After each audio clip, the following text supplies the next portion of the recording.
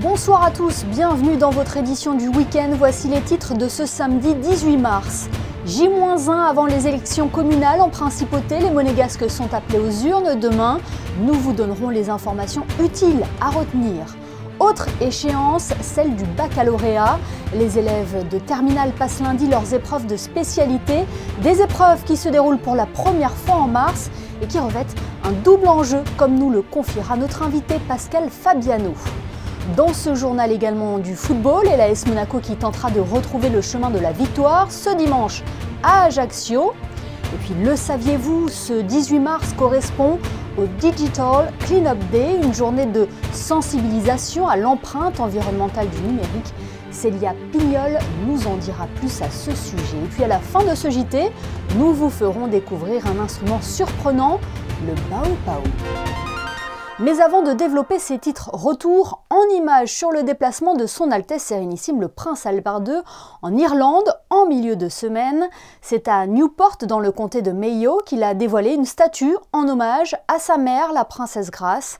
L'opportunité de se remémorer les origines irlandaises de l'épouse du prince régné III et notamment de son grand-père John Henry Kelly qui est né dans la banlieue de Newport.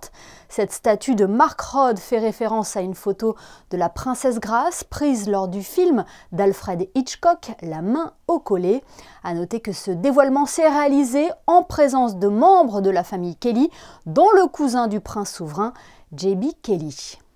L'actualité en principauté, ce sont les élections communales. Les Monégasques sont appelés aux urnes demain. Avant de vous rendre à l'espace Léo Ferré pour voter, voici quelques informations utiles à connaître. Elles vous sont dévoilées par Sandrine Nègre. Commençons par les pièces indispensables qu'il faudra présenter le 19 mars pour élire les conseillers communaux qui siègent à la mairie.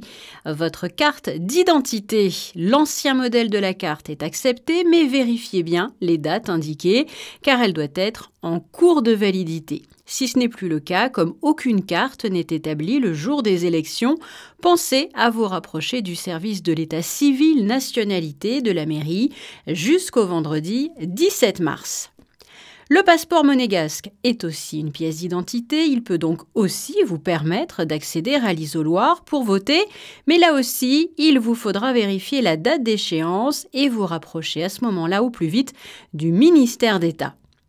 Le jour J, le 19 mars, vous devrez également penser à prendre votre carte d'électeur signée. Direction ensuite l'espace Léo Ferré de 8h à 19h pour voter. Il s'agit d'un suffrage universel direct au scrutin de liste plurinominale. Les bus seront gratuits sur présentation d'une pièce d'identité monégasque. Gratuité également du parking au centre commercial de Fontvieille. Et le bureau de vote sera ouvert dès 8h jusqu'à 19h sans interruption. Autre échéance, et pas des moindres, les épreuves de spécialité du baccalauréat débutent lundi. Elles se tiennent pour la première fois en mars et revêtent un double enjeu. Pour nous expliquer cela, Pascal Fabiano, responsable du Centre de formation pédagogique du second degré, est avec nous ce soir. Bonsoir. Bonsoir Émilie. C'est un calendrier inédit dans l'histoire du baccalauréat. D'une certaine façon, oui, et il faut bien reconnaître que cette année, c'est la première fois que les épreuves de spécialité du baccalauréat commenceront dès le mois de mars. En réalité, il faut savoir que c'était prévu dès le début de la réforme du baccalauréat, dont la première session s'est déroulée en 2021, mais en raison de la crise sanitaire, les épreuves des 3 dernières années ont dû être un petit peu aménagées. Donc cette année, c'est la première fois que les épreuves de spécialité sont organisées au mois de mars. Ces épreuves sont donc au programme pour les filières générales et technologiques. 2 épreuves importantes puisqu'elles comptent pour l'obtention du bac et pour Parcoursup, c'est ça ? Absolument, effectivement. Ce sont des spécialités donc, qui concernent cette année 370 élèves. On a donc 370 élèves des lycées publics et privés sous contrat de la Principauté de Monaco qui se rendront dans les salles de classe entre lundi et mercredi pour passer leurs épreuves écrites de spécialité.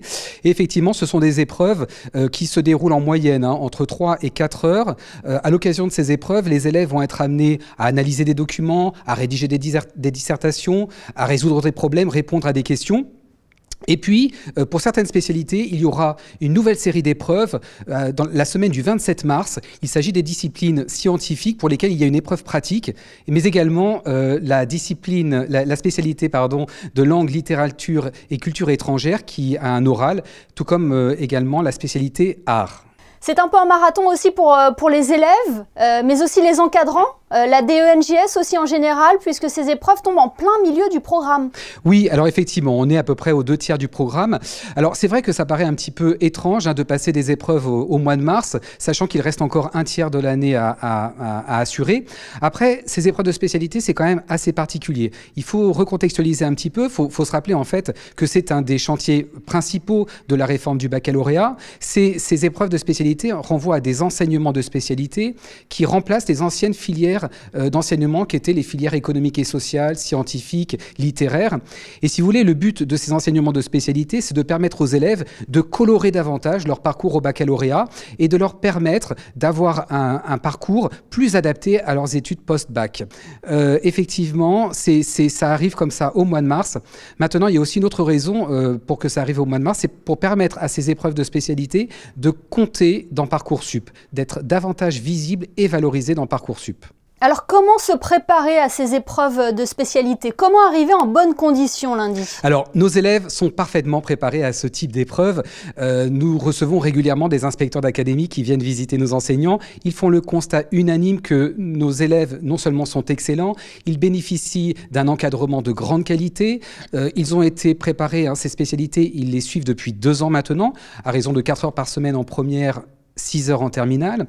Ils ont eu des épreuves blanches, ils ont un accompagnement quasi quotidien. Et puis encore hier, vendredi, le gouvernement a souhaité laisser la liberté aux chefs d'établissement d'aménager cette journée, cette dernière journée avant les épreuves pour que les élèves puissent réviser dans les meilleures conditions possibles. On l'a bien compris, ce baccalauréat 2023 demande un travail régulier. Oui, absolument. Le baccalauréat 2023, comme les autres sessions d'ailleurs, demande un travail régulier. Ce qui est particulier cette année, c'est l'importance que revêt certaines épreuves, non seulement dans le cadre de l'obtention du baccalauréat, mais aussi de la préparation des études supérieures. Donc oui, effectivement, ce baccalauréat demande un travail régulier. Merci Pascal Fabiano d'avoir été avec nous pour nous éclairer sur ces épreuves de spécialité qui débutent donc lundi. Merci à vous. Merci à vous. Parlons sport à présent. Au football, l'AS Monaco peine à retrouver le chemin de la victoire. Après sa défaite le week-end dernier face à Reims, les Monégasques se déplacent en Corse pour affronter Ajaccio et n'ont qu'un seul but, renouer avec le succès avant la trêve internationale. Au match aller, les hommes de Philippe Clément avaient largement dominé les Corses, mais l'entraîneur se méfie du match piège. Écoutez-le. Je pense que les joueurs ils sont très conscients qu'on doit gagner. Et que c'est aussi un environnement très chaud là-bas, toujours avec beaucoup de passion contre une équipe qui joue pour le maintien, qui lutte pour chaque action, chaque point, chaque duel. On doit être prêt pour ça, d'être fort dans les duels, mais aussi faire des bonnes choses avec ballon naturellement. Mais je sais que les joueurs, ils savent ça, que c'est spécial de jouer à Corse. Ajaccio-Monaco, c'est donc dimanche à 13 h, une rencontre comptant pour la 28e journée de Ligue 1. Ce samedi 18 mars correspond au Digital Cleanup Day. Il s'agit d'une journée de sensibilisation à l'empreinte environnementale du numérique. Des animations ont eu lieu un peu partout en France. La plus proche de Monaco s'est déroulée aux portes de la Principauté, au Riviera Marriott Hotel. Pour parler de ce sujet et des bons réflexes à avoir, nous sommes avec Célia Pignol. Bonsoir. Bonsoir. Le numérique est un service incontournable dans le secteur de l'hôtellerie. Pourquoi est-il important, selon vous, de sensibiliser votre personnel à cette pollution cachée, celle des données numériques? Aujourd'hui, le numérique représente 4% de l'empreinte CO2 mondiale. Pour nous, c'est important de lutter contre la pollution numérique. Nous sommes un hôtel RSE et aujourd'hui, nous souhaitons nous développer dans toutes les actions pour sensibiliser notre personnel à l'empreinte numérique. Comment justement le numérique a un impact sur l'environnement? Comment c'est possible? En fait, la pollution numérique est stockée dans des data centers qui aujourd'hui polluent énormément notre planète. En fait, pour refroidir ces data centers, il y en a certains qui vont être par exemple proposés au Groenland et en fait ça va dérégler en fait le climat et ça va réchauffer notre planète. Alors comment lutter contre la pollution numérique, Célia? Aujourd'hui à l'hôtel, nous proposons 3 sensibilisation pour notre personnel. Donc nous allons déjà proposer des formations donc, pour sensibiliser notre personnel à la pollution numérique par le jeu. Nous allons ensuite proposer de diminuer la place de stockage dans nos ordinateurs. Donc pendant 1 mois, nous allons essayer de vider notre drive, nos serveurs pour justement éviter de remplir les data centers. Et ensuite, nous allons proposer à notre personnel de garder leur équipement environ 3 à 4 ans, parce qu'au final, c'est la création d'équipements qui pollue le plus notre planète de nos jours. C'est ça les bons gestes à adopter, vider régulièrement sa corbeille, ses pièces jointes qui occupent de l'espace et du coup occupent de l'espace dans les data centers? C'est ça. En fait, il y a plein de gestes à adopter de notre quotidien, tant à l'hôtel que chez nous.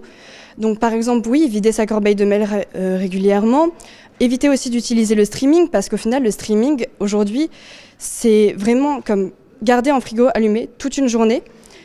Éviter d'envoyer des mails ou au moins éviter d'envoyer des pièces jointes qui sont trop lourdes.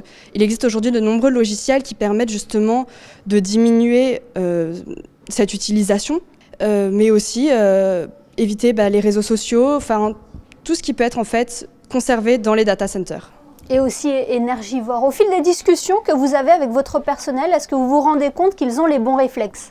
De nos jours, oui, notre personnel commence à avoir les bons réflexes. Ils vident régulièrement leurs mails. On essaye d'éviter de conserver des documents trop importants sur notre drive. On évite en fait d'utiliser au maximum nos ordinateurs pour des petits gestes en fait. Pour envoyer un mail par exemple à notre collègue qui est à côté, on va directement aller la voir plutôt d'envoyer un mail. Vous parliez tout à l'heure aussi de la seconde vie des appareils, expliquez-nous.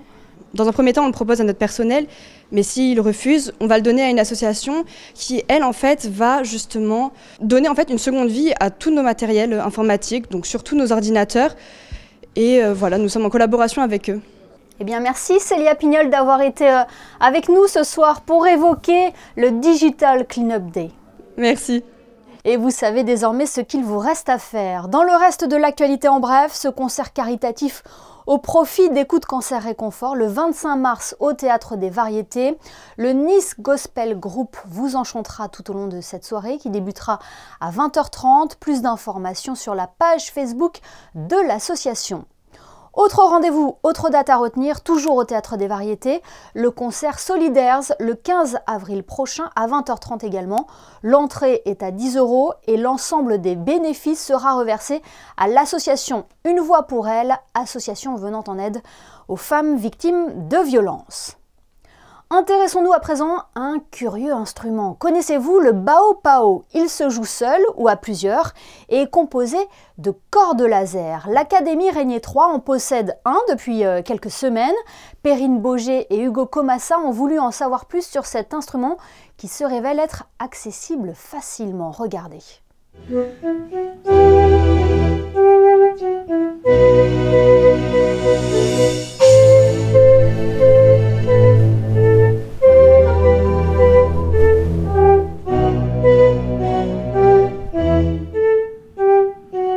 Le bao pao, bao pour baguette assistée par ordinateur et pao pour puce à l'oreille, est un instrument fédérateur, composé donc d'une baguette assistée par ordinateur, de 2 arcs métalliques et de 2 touches sensibles. On utilise donc une baguette qui permet de traverser l'arc et qui émet un son. Donc on peut fabriquer aussi un rythme, créer des morceaux, des boucles.